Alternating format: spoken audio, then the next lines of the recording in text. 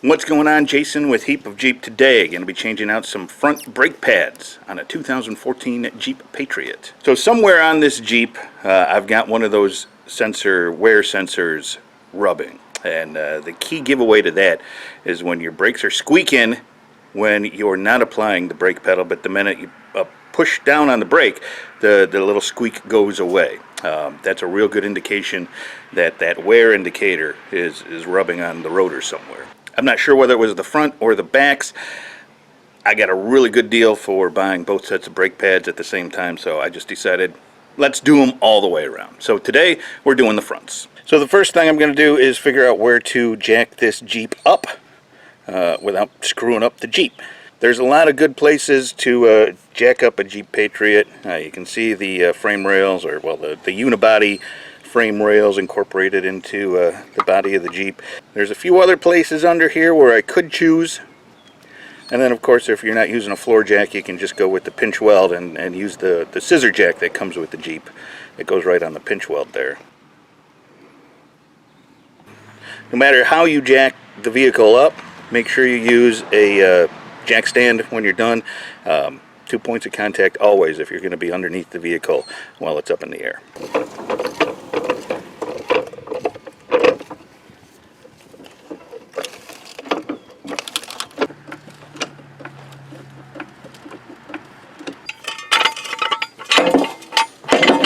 If you don't have an impact gun of any kind, you're probably going to want to break these lug nuts loose while the wheel's still on the ground. But if you have an impact gun, it makes life a lot easier.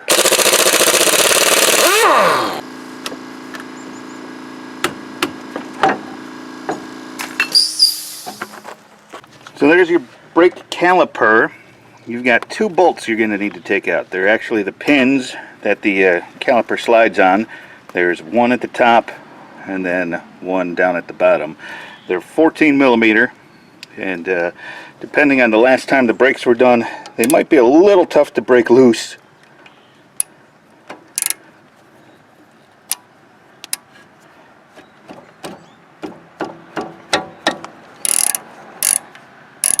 So I'm just going to loosen the top one just a little bit, and then the bottom one I'm going to take out all the way.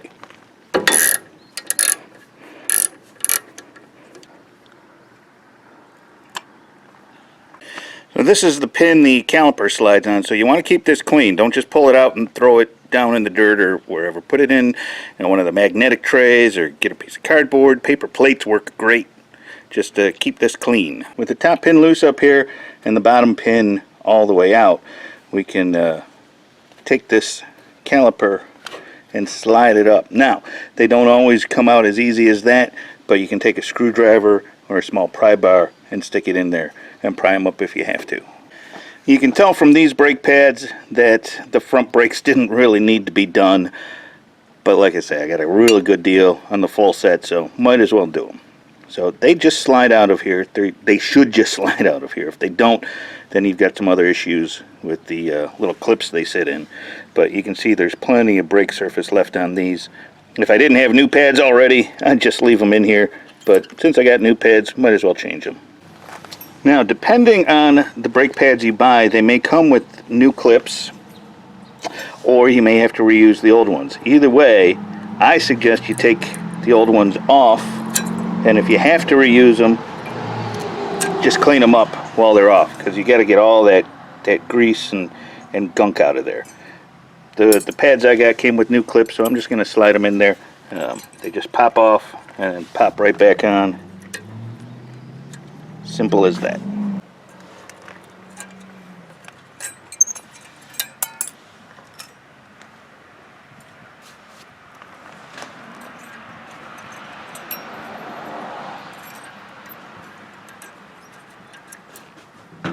It really doesn't matter which order you do a lot of these steps in, just as long as they get done. But while we're here and the caliper's up, we're going to go ahead and compress this piston. Now, they make tools for this. I don't have one, so I'm going to use a good old-fashioned C-clamp. And the way I protect the piston from getting ruined by my good old-fashioned C-clamp is I take the old brake pad and rest it up there like that, and then I'll take the clamp just make sure in the back that you're not hitting the brake line, because you can damage that. But there's usually a bolt or some kind of solid metal back there that you can press the brake pad on. So, but once you have that all lined up, just tighten that clamp up, and you'll see that piston start to go back in.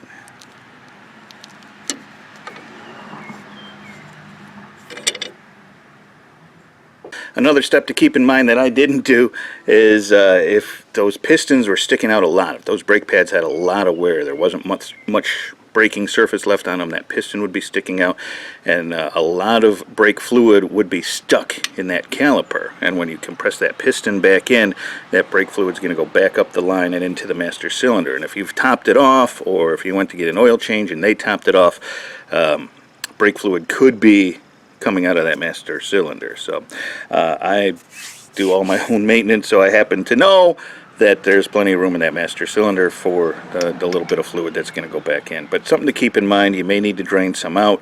It's always good to pull that cover off and look before you start a brake job, just in case.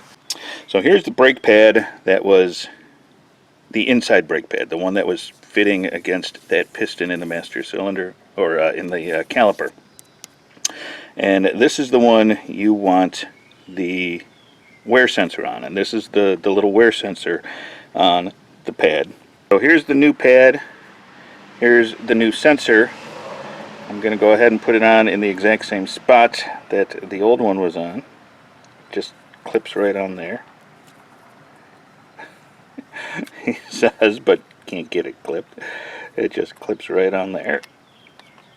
There we go. Make sure you put it on the right way. You don't want this part sticking out like that when you're trying to put the brake pad on. Most of the metal sticks out the other side of the brake pad.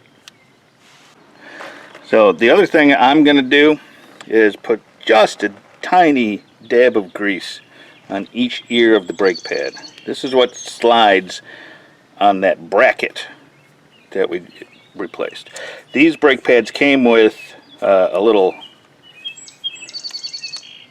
plastic packet of grease, but you know, just anything you have. Silicone grease is what I like, because it stands up to the heat really well. But you don't need a ton. You definitely don't want to get it on the surface of the brake pads at all, so be real careful with that.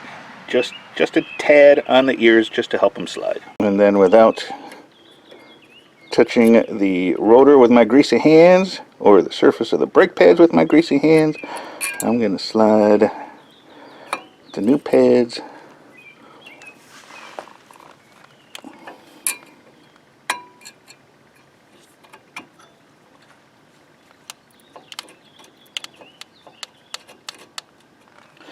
and after they're in, I'm just going to work them in and out just a bit to make sure that grease spreads around. You want them to move really easily. You don't want them to get stuck in these new brackets. They've got to slide. Both pads on this vehicle are the same, the inside and the outside pads, so it doesn't matter which one you use for the inside or the outside. They say you want that wear indicator on the inside, just because they tend to wear just a little faster.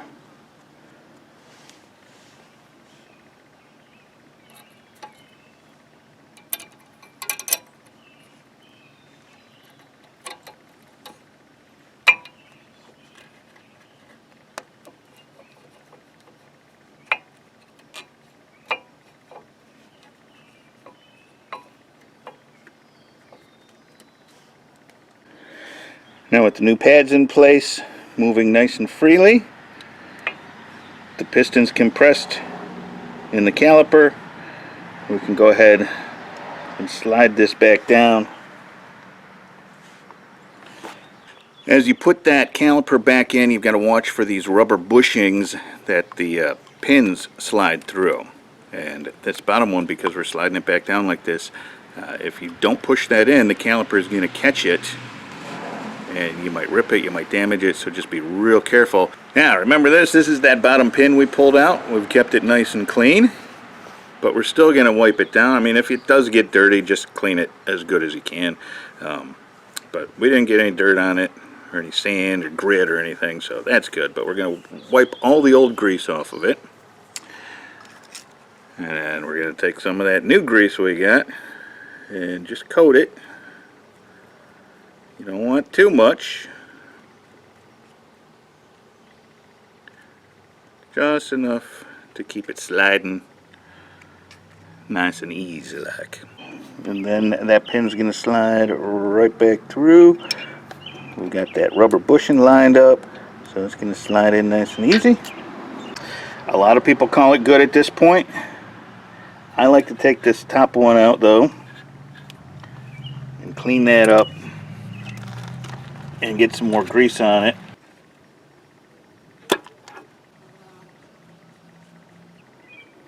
If the caliper's sliding freely and there's no other issues, you could have just called it at that and not worried about it, but I figure we've come this far, might as well go all the way.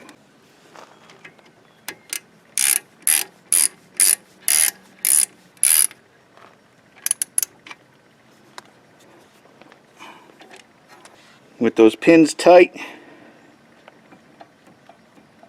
that caliper should move nice and free. And that's basically the brake job. We just got to put the wheel back on, lower it down, pump that brake pedal a few times to get that piston to put pressure on those pads and get seated right, and then we can take it for a test drive.